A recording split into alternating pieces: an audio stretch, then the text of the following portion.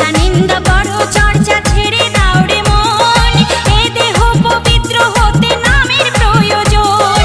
গোপাল বলে চলো একবার বৃন্দাবনে যাই, জীবন ধন্য হবে ভাই হরিনামের মহিমায়, জীবন ধন্য হবে ভাই হরিনামের